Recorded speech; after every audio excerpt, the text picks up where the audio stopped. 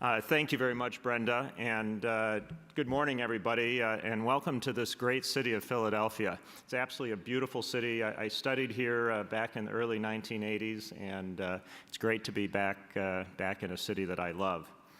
Accenture's very honored to be NASCIO's pinnacle sponsor for this conference this year, and in particular, Accenture is pleased to endorse the theme of this year's conference, which is leading through innovation and collaboration. All of you working in state government are working in an increasingly complex and interrelated environment. And we believe at Accenture that these themes of innovation and collaboration are absolutely critical for the work that all of you do for the citizens of your states. It's now my pleasure to introduce, and I am going to read his bio in just one moment, but our guest speaker for this keynote, Dr. Alan Gregerman. As you're going to hear in his bio, he is an expert in fostering innovation and collaboration in organizations. Alan is President and Chief Innovation Officer of VentureWorks, a consulting firm based in the Washington, D.C. area that helps leading companies and organizations develop winning strategies and create successful new products, services, ventures, customer experiences, and ways of doing business. His customers are a wide range of Fortune 500 companies, growing firms, new startups, and nonprofit organizations. Alan is an internationally respected expert on business strategy, innovation, customer service, and unlocking the talent in people of all levels of organizations. In the past 20 years, he's helped over 300 organizations to create important innovations. And this is out of his bio. He has a 90% success rate in doing that. He's also an award-winning teacher, author, and keynote speaker who's been called one of the most original thinkers in business today. And I like this one, the Robin Williams of business consulting. His first book, Lessons from the Sandbox, provided a powerful formula for business success based on the magic of childhood. His second book, Surrounded by Geniuses, winner of the Axiom Award as one of the best leadership books of 2008, showed companies and organizations how to unlock compelling value by finding powerful insight in their own people and the world around them. His newest book, The Necessity of Strangers, and I see that it is right up here, and Alan, hopefully you are selling this outside in the lobby. So this book, Necessity of Strangers, is about the power of connecting with new and different people as the real key to innovation, collaboration, and greater business and personal success. Alan earned his Bachelor of Arts in Geography, summa cum laude, from Northwestern University, and his Master's in Economic Geography and PhD in Urban and Technological Planning, with highest honors from the University of Michigan in Ann Arbor. In his free time, he's founder and president of Passion for Learning, Inc., where he's involved in efforts to build innovative partnerships between the business community and low-income schools to close the achievement gap for at-risk children. He and his wife, Lisa, have 3 children, Sarah, Carly, and Noah. And with that, it's my pleasure to have Dr. Alan Gregerman come up.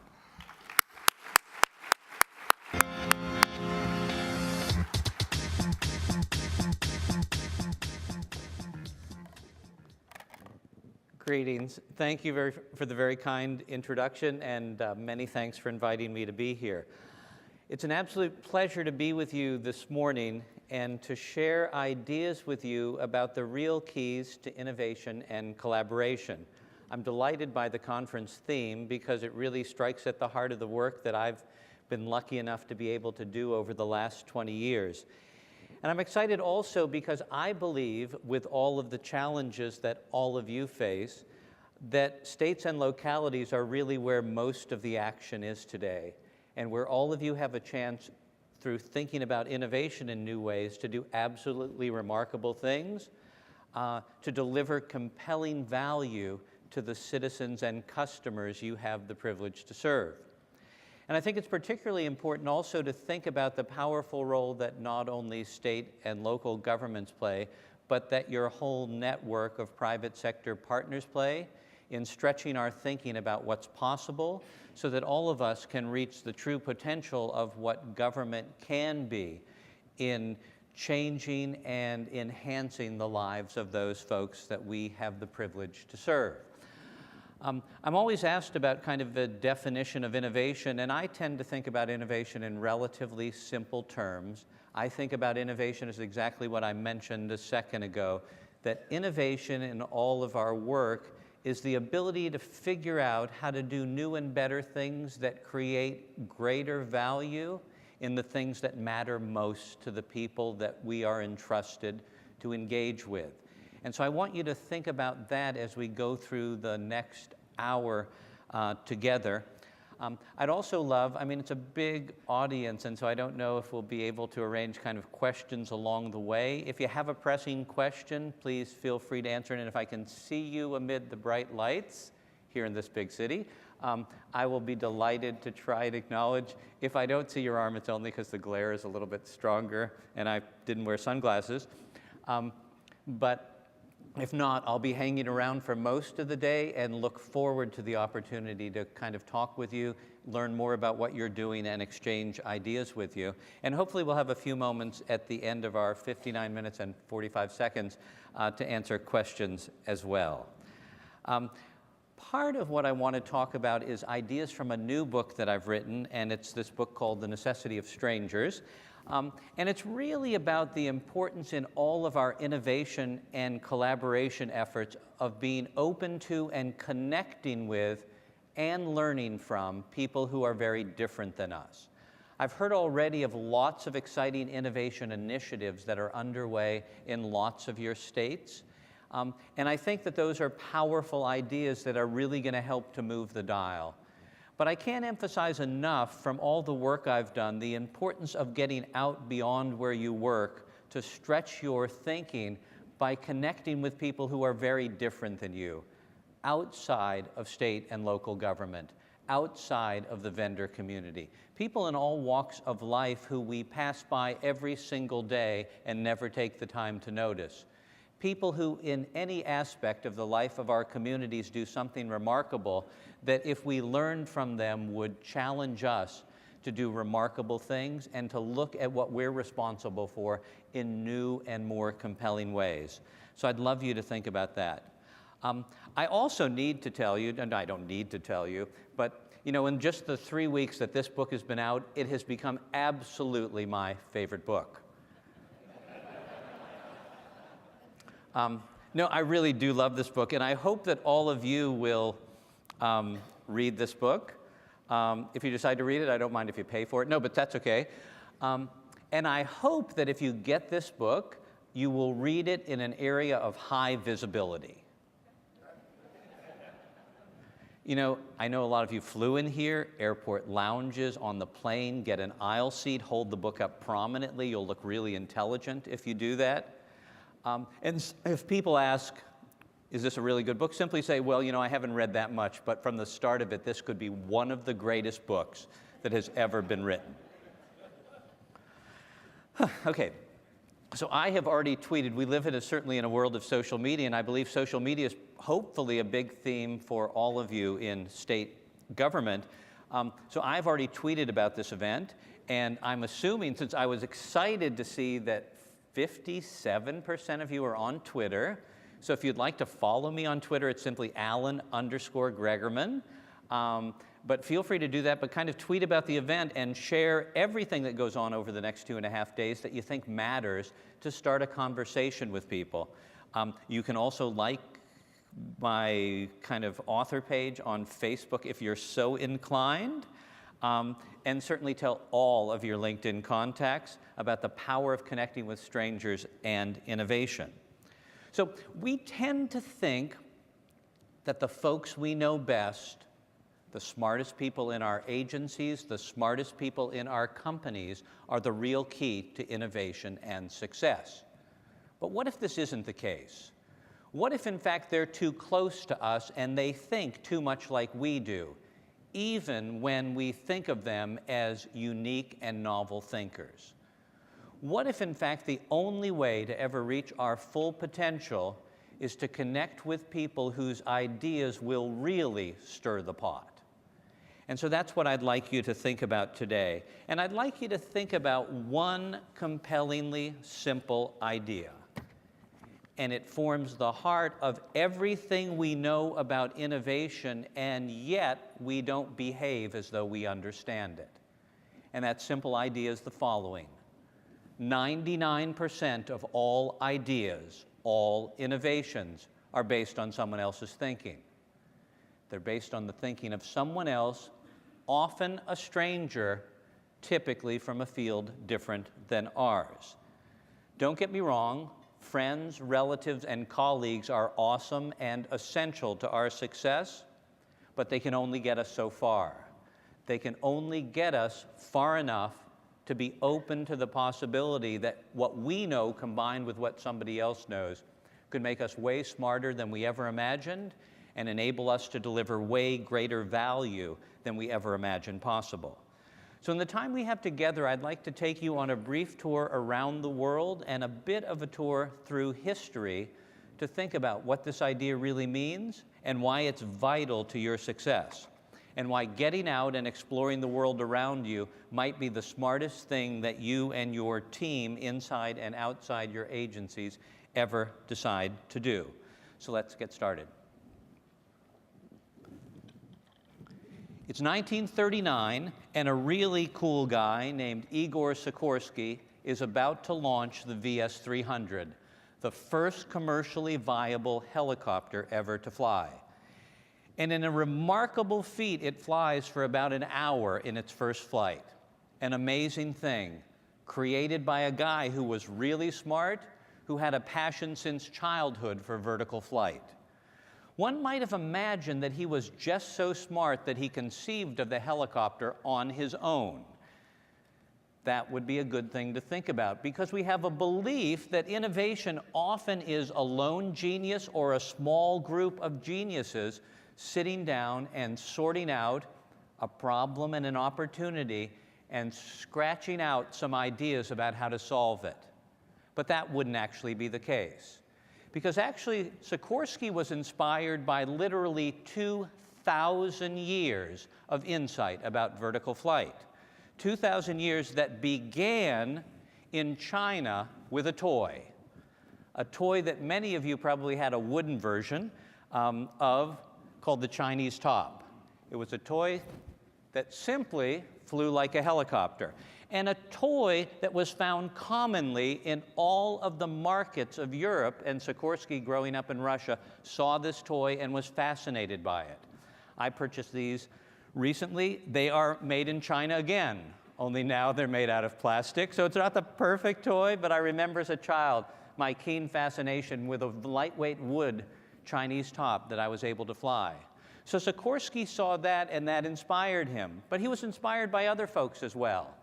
We all know of a guy named Leonardo da Vinci, kind of a clever guy, okay?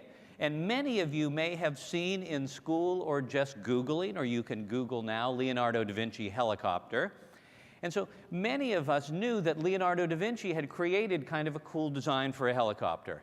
Not exactly what Sikorsky had envisioned, but a pretty interesting thing. And we might say, okay, so that guy, he really didn't need strangers. He was so darn clever, he could figure it out by himself.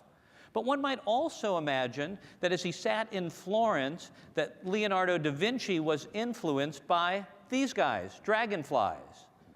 Incredible creatures who had a keen ability to go straight up in the air, go straight forward, hover over a lily pad, then come straight down, then go up again, then actually go backwards as fast as they went forward, something a helicopter can't quite exactly do. But those weren't the only inspirations, because at a time when Sikorsky was trying to figure out vertical flight, he was also fascinated by a guy named Count von Zeppelin, a guy who had figured out lighter-than-air flight, these lighter-than-air crafts that actually went kind of straight up and then took people from one place to another. And in the 1920s, I don't know how many of you realize, but Zeppelins were a major mode of passenger transportation. And then there was something called the Hindenburg, which was pretty bad marketing for the Zeppelin industry. Sikorsky based his creation of a helicopter on 2,000 years of strangers thinking about something that mattered to him. And he combined his brilliance with an ability to put their eyes together. How many of you here have a car that won't collide with another car? Any of you? None of you? It's not possible? Well, in fact, for 50 years, the leading automotive engineers tried to figure out how to create cars that wouldn't collide. And they brought together automotive engineers, really smart people, people at the top of their game, leading experts in the field of automotive design. But they struggled for a major, significant breakthrough. And then one day, a young researcher at the Nissan Research Lab, the southern island of Japan, came up with a breakthrough. Frustrated that bringing the usual people into the room didn't quite make it happen, he thought that maybe somewhere in the world there might be folks in a different discipline or walk of life who might truly understand how to solve this problem. He was advantaged by the fact that he lived along the sea. And he was inspired by the fact that there actually were fast-moving objects in the world around him that regularly in heavy traffic were moving around, zooming around, and never crashed into each other. What inspired him were fish. And so he imagined that here in oceans full of fish, fish would, in close proximity, make instantaneous decisions about what to do and be able to avoid a predator or move as the current decided to take them, all in harmony together. In fact, as he Googled, he noticed that there had never been a reported case of a major fish pileup in the sea. So the answer to him was pretty clear. We need to involve in our conversation marine biologists. We need to find people who understand fish who can challenge us to think in new ways. And so he found a group of marine biologists and asked them to share with him why fish never run into each other. And they shared that insight that fish have 3 different ways they communicate in real time to engage with each other and get with the program. They decided to incorporate those 3 behaviors into a group of test cars, 6 test cars on a test track. They let those test cars go. And in the time they ran them, they never ran into each other. Suddenly, a breakthrough occurred that now, as we make evolutionary moves in the world of sensors combined with the way fish think, we'll all be getting closer and closer to driving cars that don't collide. And so if any of you, like I am, have teenage kids and can simply put off their driver training for another 5 to 8 years, you'll have a remarkable ability to ensure that even when they're not focused, they're absolutely awesome drivers because the car will drive itself. Now, even the folks that we think of as the most innovative folks in your space or anybody else's space draw on the wisdom of others. Now, we don't often think about that, so let's think about the folks at Apple who we often think of as among the most innovative companies in the world. And let's think about a breakthrough product they had. Do I have, which was the iPod. Well, now my iPod's incorporated in my phone, but the iPod, which created a whole new powerful category and changed the way that people listen to music. And we say, God, they're smart, incredible design. They are truly innovators. But I'd suggest that the iPod is based on 3 fundamental ideas that Apple had nothing to do with. To get you to understand that, let me take you back to 1979. And I know you guys are jealous. So it's 1979, and as I walk across the diag at the University of Michigan, I am the coolest person on campus. Because unlike anyone else, I have entertainment that is portable. Wait a second, let me check this song out here. Pink Floyd, that's awesome, I love that. Because I am the proud possessor of a Sony Walk Person, the first portable music player ever invented. Any of you ever have one of these? Now, some of you are too young to even imagine, okay. And you've kept it or sold it on eBay or donated it to a museum. Sony invented portable music. And I literally was a party waiting to happen. I could take with me 12 songs. Is that awesome or what? I could literally take 12 songs with me anywhere I went, and if I was a nice guy or had a splitter, I could share those songs with people. And suddenly people wanted to hang around me, and if I had a big backpack, or I had a purse, or I had large pockets, I could take multiples of 12 songs on cassettes, and the party could go on for hours, okay? How many of you use a Sony portable music player today? None of you? I can't believe that. The folks who invented portable music, and none of you have a Sony music player. How many of you have an Apple portable music player today? So probably the lion's share, because they have, I think, 70% market share in the world of portable music players. Sony kind of dropped the ball, and they didn't think about the power of digital music and how they might get engaged, or they didn't think about the power of strangers in creating a platform that would dominate. So the first thing that Apple didn't invent, which is at the heart of what they do, is personalized music. Somebody else did, a Japanese company. And the second thing that Sony didn't acknowledge and that Apple didn't invent was the technology platform in the iPod. Because that was developed, the MP3 platform was developed by 2 German researchers in 1986. So now imagine this. Let me take this off, because that's a little bit clunky for me. And somewhere here, I thought I had, I'm hoping I have it. Yes, we can find it. So this is now what I use when I run or bicycle. This is my iPod Nano. And so slightly different than the Sony Walkperson, this holds 3,200 songs. Okay, and the heart of it is MP3 technology, but again, Apple didn't invent that. Now, many of you might say that what Apple really did, in addition to cool design, is they created an ecosystem focused on the iTunes Store, which really enabled their devices. And it's interesting, as you think about knowledge sharing within your state and how you drive information to citizens, you might imagine the power of creating an ecosystem that they engage in. So here we have the largest repository of content in the world, and other folks are scrambling to figure that out. Did the folks at Apple invent that? I'd argue not.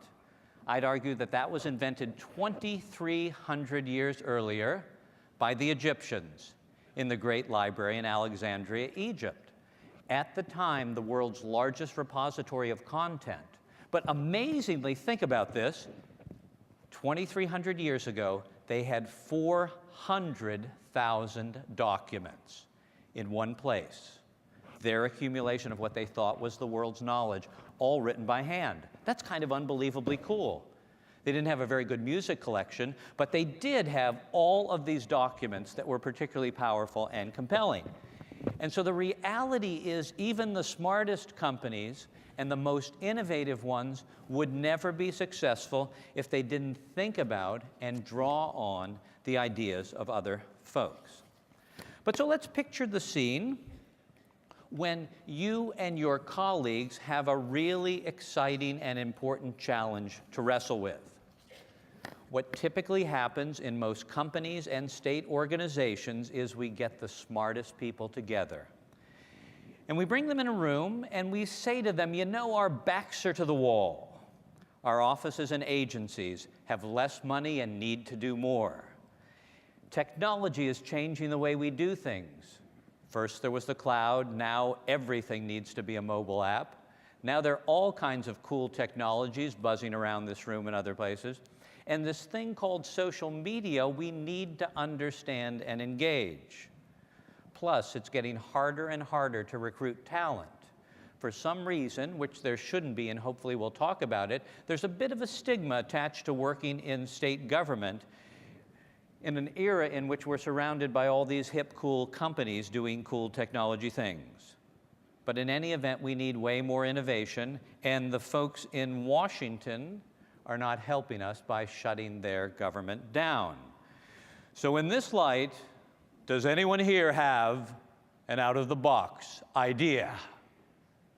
Has anybody ever been in a meeting like that? Has anybody ever uttered those words, got a group of intelligent people together and said, does anybody have an out-of-the-box idea? It's an awesome thing to say. And then what happens?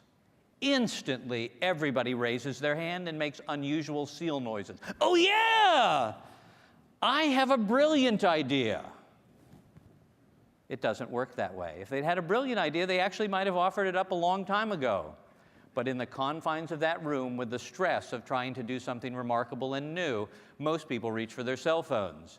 You know, I think a citizen is actually calling me. I'd love to stay here, but I really ought to go.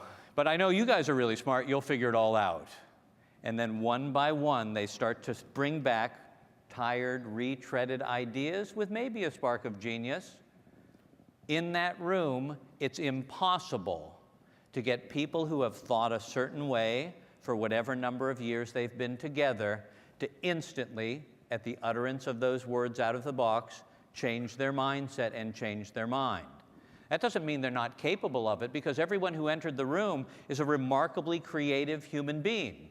They've been remarkably creative their whole life. The only challenge was that at the age of 5 or 6, depending where they grew up, this guy arrived here. And this guy decided that he would take them from their world of creativity, jumping in puddles, pulling bugs apart, throwing things in the air and imagining what would happen, and take them to a place where their creativity would continue to be inspired, a place designed by adults, the least creative people on the planet.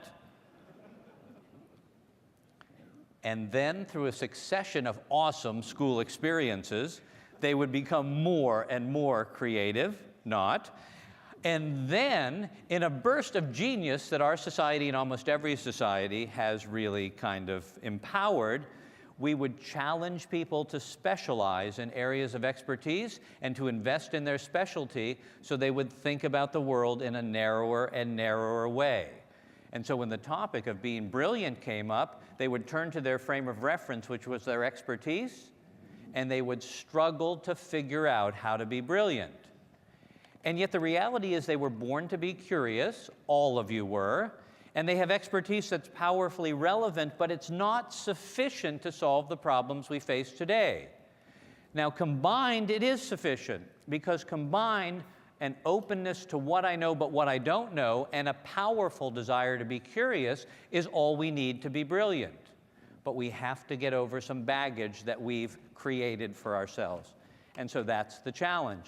So in that room, it doesn't happen, but I could change the equation in every one of your rooms by doing one simple thing: getting everybody together, challenging them to understand the issue we face, and then sending them out in the world to look for ideas and inspiration in the community you're in all walks of life, in other businesses, in totally different industries, in the finest nonprofits, in the finest performing arts organizations, in the greatest museums that you have, in a dynamic neighborhood or a quiet park, in the activities and energy of the hottest new restaurant in town. I could simply send people out and say, here's all I want you to do. I'd like you to wander around for a couple of hours. And I'd love you to find 2 or 3 or 4 places in which you believe something remarkable is happening. And I'd love you for a while not to think about what we do, but try and figure out why it's remarkable. And in trying to understand why it's remarkable, I want you to bring that remarkable core back to our work, and then we'll put it all on these cool whiteboards, and we'll think about the power of all these ideas to give us different frames and different possibilities tied to the challenges we face most. And if you did that simple thing, you'd dramatically change the equation in all of your worlds. And if in the process people committed to connecting with strangers in new ways, you'd change the equation as well. But the reality is we're averse to doing that. We're averse to getting out of the office. We're averse to listening and learning from folks who do things that are very different than us. And we're kind of averse to strangers. We kind of were told that as kids. We were kind of told that strangers are dangerous and that we really shouldn't hang out with folks we don't know. And that's one of the biggest gaps in our ability to be brilliant. Any of you here ever been competitive swimmers? Okay, great. So you know, in any swimming competition, whether it is the local swim club that many of your kids participated in, or the Mississippi State University swim team, or the national championships, or the Olympics, there are 4 strokes that are used in any swim competition, and those are So we have the breaststroke, the backstroke, the butterfly, and the freestyle. Anybody have any idea which one is the fastest? The freestyle, okay, good. The second fastest is the butterfly. There's reason to believe for 18 to 20 meters that a good butterflyer is faster than a freestyle, but this is an exhausting stroke, so you can't keep it up. The third fastest stroke is the backstroke, and the slowest stroke used in competition is the breaststroke. It's kind of a funky stroke. It's the favorite stroke of 95-year-old German women in the Baltic Sea. And it's a cool stroke if you want to see where you're going, because you don't have to put your head in the water. Not the fastest or strongest streamline pull. It's got a kick patterned after a frog, not as fast, quite as fast as a dolphin. There's research on that. Okay, swim strokes. I'm fascinated by swim strokes because they have a powerful lesson to tell us, and I also am a swim referee. All of our kids have been swimmers. So those are the 4 strokes, those are the relative speed, and it turns out in the mid-1800s there was only one place in the world where people cared about competitive swimming, and that was Northern Europe. In fact, whenever the water was warm enough, about 50 degrees Fahrenheit, they would hold a swim meet, and all the leading swimmers from Northern Europe would come.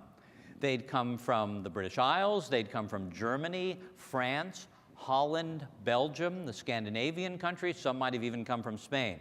There was only one challenge, if we might call it that, with swimming in Europe in the mid-1800s, and that was the only swim stroke that Europeans had figured out how to swim was the breaststroke, the slowest stroke known to human beings. So let me take you to a swim meet in London for a moment, just to give you a sense of the power of this idea. Let me get my goggles on here. These are not the coolest goggles, but hopefully they glow in these bright lights. Let me get them on. So it's 1844, a swim meet's about to be held at the leading club in London.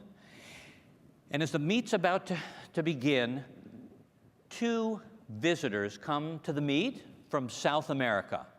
They'd never been part of a swim meet, but having heard that there was a swim meet going on, they asked if they might participate. The host, excited that visitors were there and keen to show them what brilliant swimmers they were, said that would be great. The visitor said, just explain to us a little bit about how you do this, and they said, no problem at all. Love to do that. Here's what's going to happen. We're going to swim a series of races. They'll be of different lengths, but the basics of the race are we start here at the bank, we go out to a marker that's in the lake. Then we turn around. First person to come back and touches the bank is declared the winner of that race. When the race is about to begin, we'll say, swimmers, take your mark. Then the referee will fire a gun. Don't worry, it's a blank, and it will be fired in the air. And then the race begins. They said that seemed pretty cool, and the referee began by saying, at the first race, swimmers, take your mark. The visitors looked around to see what the other folks were doing, and when they saw that the other folks got down, they got down too. The gun went off. They dove into the water. And within a few seconds, it was clear that these people were swimming something kind of odd and unusual. Bless their hearts, they were swimming a variation of the freestyle, the fastest stroke known to human beings. About halfway to the marker, the huge crowd assembled were staring at these people, going, oh my God, what are they doing, as they were way ahead. And in fact, they imagined that these folks would tire out because that was the strangest way they'd ever seen people stay on top of the water. At the halfway mark, they were even farther ahead. And at the end of the race, they were way ahead, but patiently and encouragingly waited for the locals to arrive. At the end of the first race, the referee said, hey, you guys might be tired. If you'd like to take a break, that would be fine. They said, actually, we're not tired at all. If you don't mind, we'll swim again. And they won every single race they entered. At the end of the meet, one might have imagined that the hosts, having seen a better way to swim, might have invited these guests to stay and teach them how. But instead, they gave them their medals, wished them well, and then huddled to figure out how they could swim the breaststroke faster. So that the next time these visitors came, they would kick their butts. This went on for 29 years. Now, I know some of you are political appointees, so you actually don't have 29 years to learn a new stroke. Then, in 1873, a young man named John Trudgeon became the coach of a leading London swim club. He had never seen anybody swim the freestyle, but having heard from an older member of the club of the time that these visitors came and swam so fast, He had an important idea, an odd idea for his time. He said, if there's a faster way to swim, I would like to learn it. What was he smoking? What was this guy thinking? Come on, we have our own good stroke. It's awesome. We've been doing it forever. And so he went to South America, found people who could swim the freestyle, asked them to teach him, stayed there till he learned how to swim their stroke, drew detailed pictures of everything they did, which are in a museum today in London, and then came back and taught his young charges how to swim the freestyle. In the first meet they entered, they won every single race. Now, Northern Europeans, having seen other Northern Europeans swimming the freestyle, decided that was pretty cool. The world of swimming would be changed forever. What's most remarkable about this story is we now know in every corner of the world, in the Americas, in Africa, in South Asia, in East Asia, in Australia, and the islands of the Pacific, folks have been swimming a variation of the freestyle for 10,000 years. But the only place in which they cared about competitive swimming was the only place they had no idea how to swim fast. That's awesome, don't you think? That's awesome. So what I'd love you to think about is, in a way, we're all swimming our own variation of the breaststroke. We do it every day. We go to work doggedly determined that we swim the best way. And we make tweaks in the way we do things because that's how we believe innovation occurs. Innovation will occur in your organizations by thinking about how we swim a new stroke, by thinking about the core of what we do that remains vital, but thinking about the other things we do and how we connect with the people we have the privilege to serve in powerfully new ways that are tied to the ways they want to swim with us. And if we don't figure out that idea, we're simply going to miss the chance to be more relevant and to have citizens say, you guys are awesome. And wouldn't that be nice to have citizens say, because they should, because you do things that matter, that you are awesome to deal with, that I actually look forward to interacting with state government. How many of you can say that happens right now consistently? It can, if we learn some new strokes.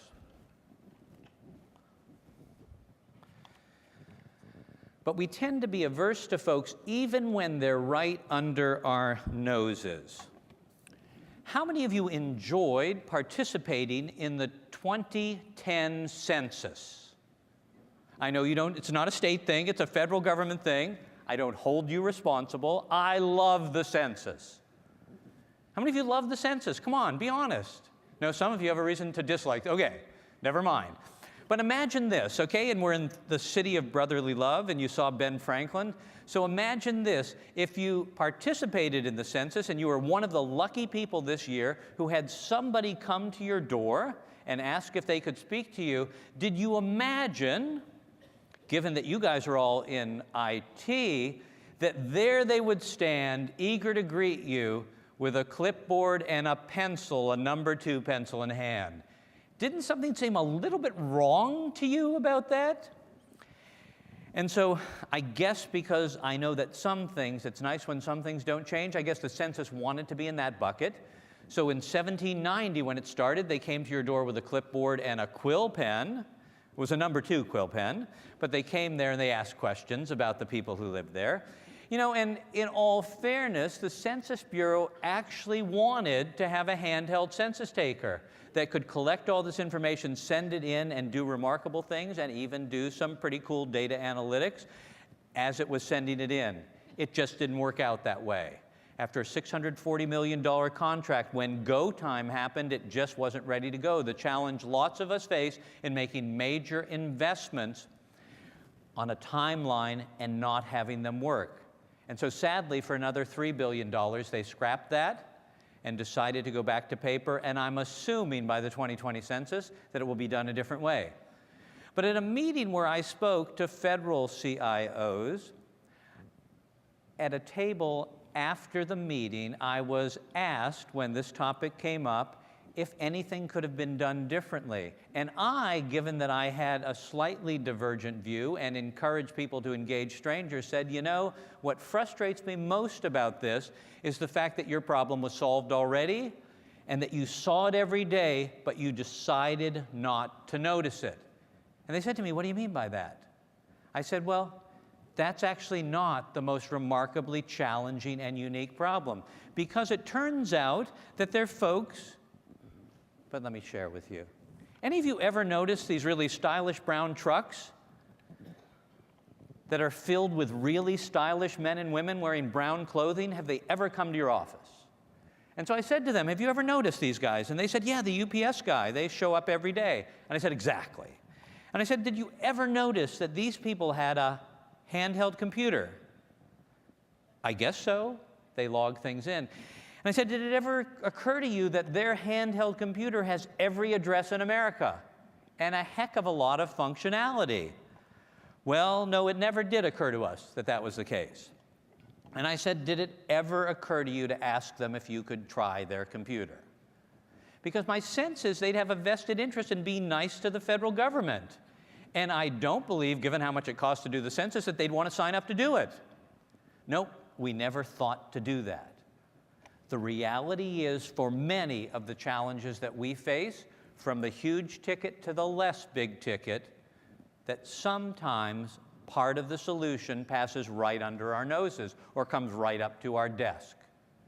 But in our haste to do the things that we know best, in the way that we choose to do it, with the budget that we've worked hard to earn, we forget what's possible, and at times we forget what the taxpayers are expecting from us, the most efficient way to do remarkable things. And so we miss, I don't know how you can miss these trucks. I mean, it's not a Ferrari, but it's pretty darn impressive, and yet we miss those. All it takes is lifting our head up and looking around. That's the fundamental lesson of innovation. The folks who lift their head up and look around are the folks who do remarkable things. And we can be those folks if we challenge ourselves to do that. Well, I'd like to share with you some ideas that are all around you that I believe could change the way you think about what you do. And so, but first let me suggest one other thing. In addition to being averse to strangers, I would argue that a lot of us are adverse to strangers in other departments of our own state governments. That we believe the folks in the other silos or pillars of excellence, or there probably are lots of, that would be a cool brainstorming thing to do, come up with all the cool names for people hanging out in their own organization. We believe that those people are weird, that they do weird things, that they think in weird ways, that they truly don't understand what we're trying to accomplish, and we avoid them. And I'd argue that we even treat the new hires who are so valuable to us as strangers, and we don't get the real power of all of those folks. How many of you in your organizations, governments or corporations, have orientation for new employees? Any of you? That's an awesome thing. You should be proud that there's orientation, because orientation is an awesome concept. It's where we take fresh new people with lots of cool new ideas, the most innovative people in our organization, because they haven't been there yet, and we systematically suck the brain right out of them. Okay? It's kind of like the original version of the movie Invasion of the Body Snatchers, you know? We put them at their desk, a pod forms around them, and then we ask them to do the cool stuff in their inbox. And what we do is we teach them exactly in orientation how we do things. These are our values. You didn't have access to the internet. You couldn't find that out before. These are the things we do. This is what we believe in, and this is the way we work. So if you can get with the program, you can be like the rest of us, I don't know, in a few months. Can you do that? You're smart. You ought to be able to. What a stupid idea. And we all do it. It's the stupidest idea that everybody believes is a brilliant idea. I'd rather swim the breaststroke, actually. Here's what we ought to do. We ought to, when a new employee arrives, do the following. We ought to say, you know, we have values. We have a way of doing things. I think part of it is pretty cool, but I guess we could be better even. Here's what we want you to do. For the first week or two that you're here, we want you to wander around and check us out. We want you to look at what we're doing, the things we're working on. We want you to attend any meeting you can. We've told everybody you're coming. We want you to knock on their door and go into their office or sit down at their cube or whatever the case is. And as you're doing it, all we ask you to do is the following. We want you to have a clipboard, and you can get them for 99 cents from Office Depot, Staples, or your favorite office supply store. And we want you on that clipboard to simply draw a line across like this and a line down like this. And we want you, as you're walking around, to write down every time you see us doing something where we're brilliant. Because that's helpful to us. We need some confirmation that some of the stuff we're awesome at. But we also want you in this column to write down every time you see us doing something in which we're totally clueless. And then we want you to come back to the senior management team and tell us what you've discovered. How many of you do that? Can't afford the clipboards? Why wouldn't I do that? If I want to engage people, and I really want to compete with the private sector too, why wouldn't I suggest to every new employee that you're so valuable here in our government, you matter so much to us that the day you arrive, we're going to ask you to be brilliant. And we're going to actually listen to some ideas. Are we scared to find out what we'll learn? Do we not have the capability to take some of their ideas and act on it? But we challenge people to believe that they really matter from day one. So I'd do that. I'd absolutely do that as a very different way. You'd get incredible engagement and brilliant ideas. You wouldn't actually need consultants, so a bunch of you in the room would think it was a stupid idea. But I would do that. I'd also change where people sit. How many of you consistently have your folks in IT sit next to your customers? Or better than that, how many of you consistently have them out and about, hanging out with citizens who use your services at the outposts of state government, or wherever they live, hanging out with them, living with them, imagining with them what's possible? And tied to that, I'd create a very different concept of the things that I develop. How is it that we can have super cool apps on our phone that didn't exist a few days ago? Because they didn't exist a few days ago. Because nobody decided it was a 3-year project to create functionality that would go on a phone. What they understood was the really kind of key to development in a new era of innovation, and that's what we might call MVPs, minimally viable products. That the key is to have a good idea, not to have a great product. That the key is in that good idea to come up with any kind of product that kind of gets that idea started, and then have customers, citizens, consumers play with that, use it, tell us to make it better, so the following weekend we make it better, send it out to a new group of folks, and then after a few weekends we actually have something. How do we challenge ourselves to do that, and how do we create an inspired culture where people see that I can try a bunch of things, a bunch of them won't work, but a bunch of them will, only because I didn't invest a lot of time, but I invested a fair amount of brain power. So I'd love you to think about that. But I'd love you to think about where people sit and send them off so they can actually sit and collaborate. If I sit in my silo and I'm supposed to collaborate with somebody in another silo, it simply isn't happening. If I start to sit with them and learn their business and teach them what I know, I'm going to dramatically change their desire to work with me. You guys know that. It's just that in organizations we don't do it.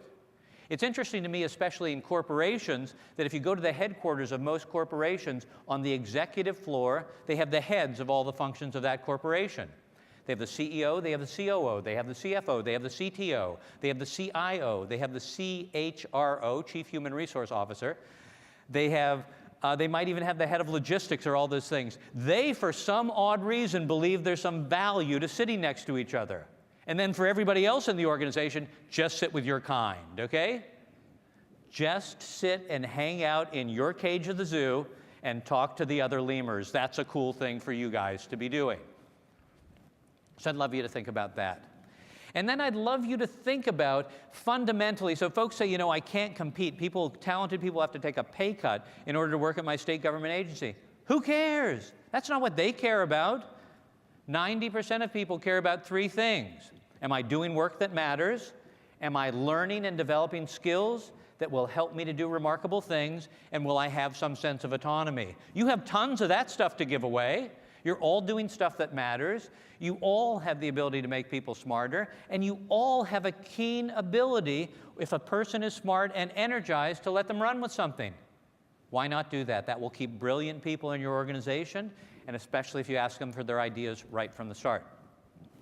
Well, what about a few ideas in the world around you that should hover around you and get you to think in a different way about your world? So let me share a few of those with you. How many of you have ever shopped at Whole Foods Market? Any of you? Have you ever shopped at Whole Foods? Okay?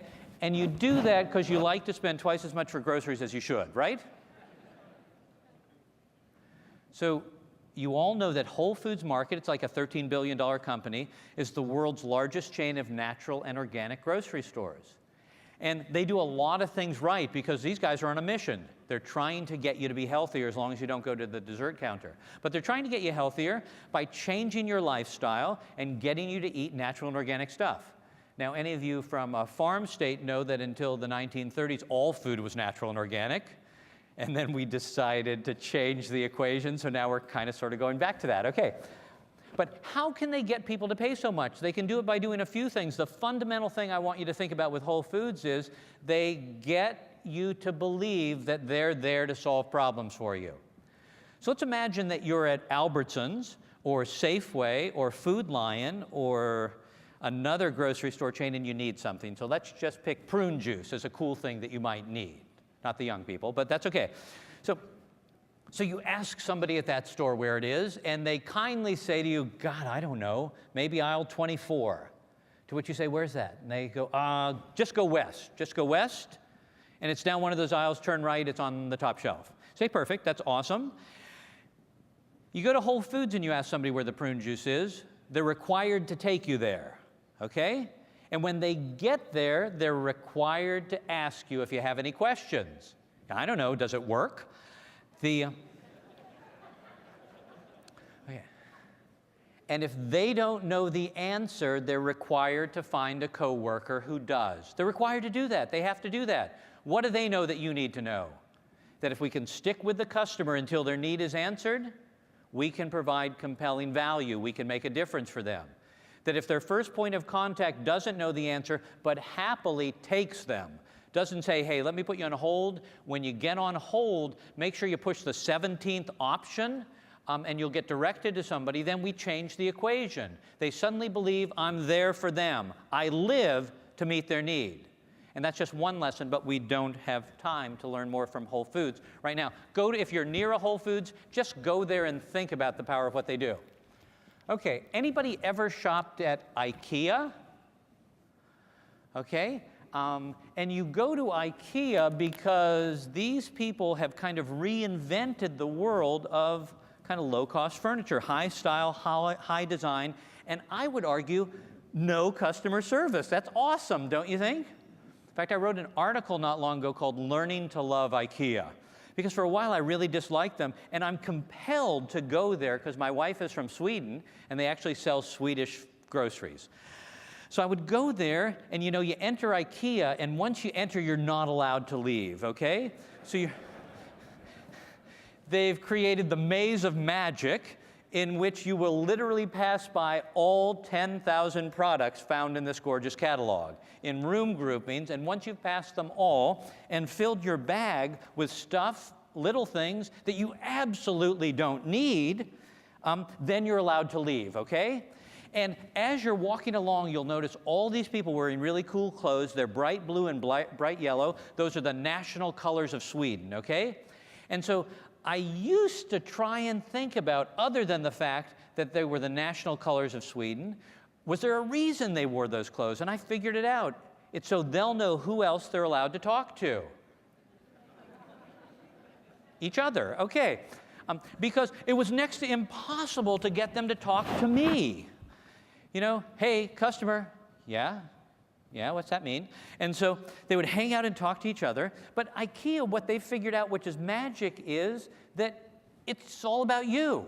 And so you find what you want in one of the displays. You write the number down of where it is in the warehouse. You get yourself to the warehouse when you're able to get out. You find the product. You wrestle it to the ground. You go through checkout, which is increasingly self-serve. Because why would they want to talk to you? They didn't talk to you in the store. Why would they want to talk with you when you're leaving? So you go through self-serve, and then you get it to your car. And don't worry, because you suddenly realize, gosh, it won't fit in my car and I have no roof racks. But the folks at IKEA, they have you covered. They have cardboard roof racks and string. So you can put it on the roof of your car and drive off happily. Now, don't ever drive behind anyone who's just been to IKEA. Then you get it home. You open it up. It has awesome instructions that have no words because they're in all these different countries. So why have words? They have this cool kind of picture of a person who's doing stuff. You just follow along the pictures. You put it together. There's an amazing wrench called an Allen wrench. I used to think it was named after me.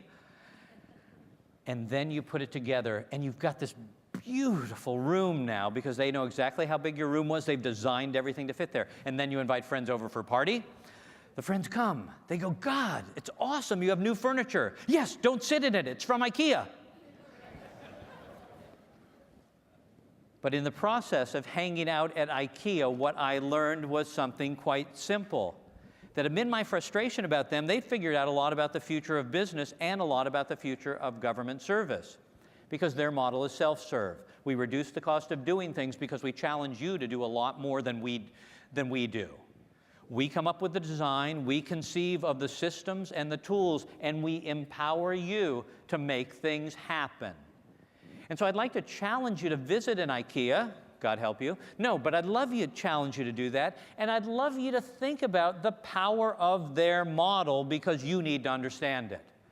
Because you need to figure out how you do the smartest things possible to be able to connect with and deliver value to customers, and that a key to your success might be getting customers, which is cool, especially with the new generation, to take more responsibility for their interactions with you and for doing the stuff that in the past we thought government needed to do for them.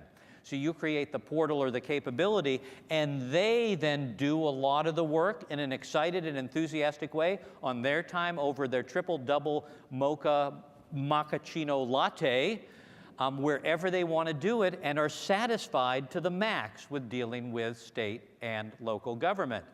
Because self-help is a big part of all of our futures if we're going to, within our budgets, do remarkable things. Let me share a few other ideas that I'd love you to think about. This is an awesome idea. 1912, Leon Woodbean creates the Maine hunting boot. In his first iteration of creating this boot, they all fall apart. And so customers, not irate, because they were from Maine, they're nice people, told him that they just weren't happy with the boot. He could have given up, but instead he decided to take input from customers, redesign the boots, and send them back to the customers. And he did that with an idea that's revolutionized business history. He sent back a note and said, I apologize for these boots not living up to your expectations, but I want you to know the following. If at any time during the life of these boots that I send back to you, they don't live up to your expectations, I will gladly give you a new pair or refund your money, no questions asked. He had created in modern times the first unconditional guarantee of satisfaction, a belief that the customer decides when they're satisfied. So that's a shocking thing, because anything you buy from the LL Bean company, if you're not happy at any time, you can return it. They'll give you a replacement. That's kind of a cool idea, isn't it? And they must be going broke, aren't they? Actually, they're not, because roughly 1% of people will ever take advantage of them. So they believe being nice to consumers or being nice to citizens is just good business. People trust them. So I'd like to ask you, what might you guarantee that would get your customers really engaged in you? Is there some level of service or level of capability or level of knowledge and possibilities that you and your agencies might guarantee to the people you serve? Or from the vendor community that you might guarantee to the governments that you serve that changes the equation, that gets people to know you stand behind what you do? Because in a world in which people don't have time to do things more than once, the thought that you've figured out a way to get them to do it once and do it right is a powerful idea. Now, I would argue that in Milan, Michigan, there is a company that has figured out social media in an old industry better than almost all of us have, and that we can learn a lot from them as well. The company's called repairclinic.com, and I love to repair things. I hate to have people kind of doing stuff for me at an exorbitant cost. I like working with my hands, and so this takes me a long time through airport security to explain it, simply a lawnmower carburetor. And so this is to replace the carburetor in my Honda lawnmower, made in Ohio. And what's fascinating about the folks at repairclinic.com is not that they're one of 100 companies that sell appliance parts. It's that they've won by combining what they knew, appliance parts, with what a new generation knows, social media. They've created the repairclinics.com YouTube channel. It has over 1,000 videos of people just like us repairing appliances. And so the people just like us repairing appliances take up to 6 minutes to do that. When you get an appliance part, you're told what video is going to help you to replace it and repair it. You then put it on your iPad or whatever device you have, you get behind the refrigerator to change the ice maker, and you follow a regular person walking through it. What do they know? They know that all of us are more capable than we imagine, and they know that empowering the people we serve and making them more capable and smarter is one of the fundamental things that we can all do in this generation to be more relevant and successful and more cost-effective. I'd like to challenge you in everything you do to have that component of educating and empowering. Don't just let somebody get a license. Don't just let somebody register to do something. Drive knowledge to them in a way that makes them smarter and more capable. Simply go to repairclinic.com to find that out. And if I can't figure it out because I'm really dense watching the video, I can call an 800 number and talk to the repair guru who will help me to solve the parts I don't understand. They've offloaded to me an incredible amount of the responsibility and created a remarkably successful business. We can all do kind of the same thing. Is that true? We only have 6 minutes left. Okay. Walk around and think in new ways about what's possible. You know, I regularly walk around. When I have like an hour free, I just wander around looking for ideas and inspiration. And you just will be shocked at the things that strike you. I can't believe it because I travel all the time. Could you imagine I forgot my toothpaste? And so I forgot my toothpaste, so I needed to take a walk anyway, and I went into Rite Aid, and fortunately this was on sale. It was Crest Pro Health, so this is an amazing thing, because I don't know if you realize that in this single tube is a product that fights cavities, fights plaque, fights gingivitis, that sounds scary, builds increasing protection against painful sensitivity, fights tartar, whitens teeth while removing surfaces, and freshens breath. 7 awesome things in this tube. You guys need to be like a tube of toothpaste, okay? You guys need to imagine the power of this tube of toothpaste and think about in the programs you're responsible for, what are your big 7? What are the things that you empower people to do that do all of those things? This isn't simply a box or a requirement that citizens or businesses have to check off. This is a moment for you as a powerful entity involved in their success as a citizen or a business to create a powerful connection tied to the things that interacting with you will happen for them. And you can think about that simply by looking at toothpaste or anything else that strikes your fancy. You have the power to do that. If you're thinking about a simple creative way to kind of stretch your thinking and you can't leave the room because you're not willing to give hall passes to all of the folks in your department, think about Spider-Man. Sit your folks down and say, okay, we don't have a lot of time, but instead of running out today, let's figure out if we can come up with a superhero that could solve our agency's challenge.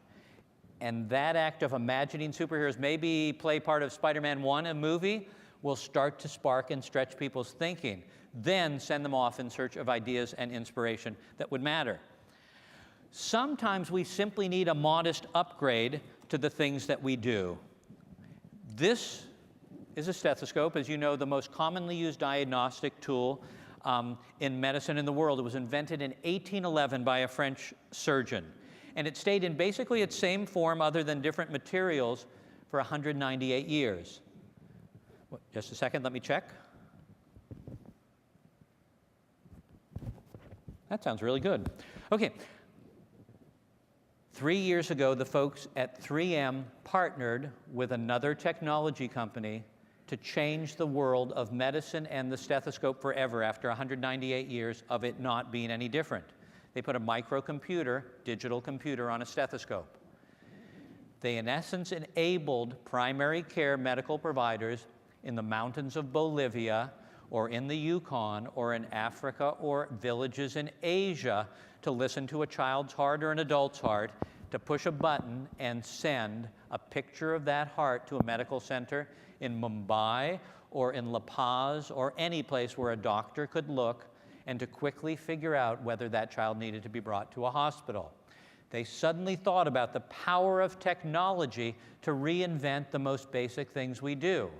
You have the ability to do that. That's what your world is all about. You're only limited by your imagination and your ability to put things together that before never belonged. So let me share with you 7 kind of keys that I'd love you to think about. I'll share one last story. If we have moments for a question or two, I'll take those. Otherwise, as I said, I'll be out in the lobby or anywhere that you guys will be to talk with you. Here's 7 things I'd love you to think about. First, I'd like you to acknowledge that we all can swim faster, and that the only way we'll make a difference is by consistently raising the bar in the things that matter most. But we only raise the bar if we've figured out and are open to a significantly better way. The second is that as leaders, your challenge in your organizations is to create a culture of curiosity and openness that first begins by being open and curious about all of the other folks in our governments and what they do and what they know and how we might work with them, and then extends to other folks in your industry, whom you're meeting here today, folks in other industries, and folks in all different walks of life. The third is to allow your folks to regularly walk around in search of ideas and inspiration. As I mentioned, to go to other businesses or other organizations in your community that are remarkable, to volunteer as a way to learn how to connect with people, to go to museums to study history or art and imagine what people in other eras or artists know that is part of the equation for us being more remarkable. The fourth is, I'd like you to make a deliberate effort to connect with strangers from different walks of life and commit to discovering and understanding what they know best. The internet is an amazing tool. All you would need to do in whatever community you're in is simply Google something like remarkable customer service in Philadelphia, Salt Lake City, Sacramento, San Francisco, Phoenix, wherever, and see what things start to come up. Or simply wander down the street, see somebody doing something remarkable, and actually walk into their business or organization and ask them if you can learn a bit about what they know.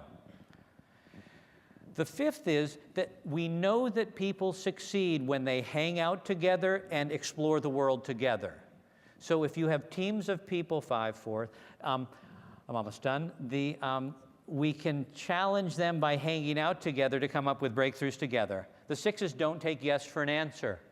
When you think you've solved a problem, commit for the next 20 to 30 minutes to figuring out a way better way to do it.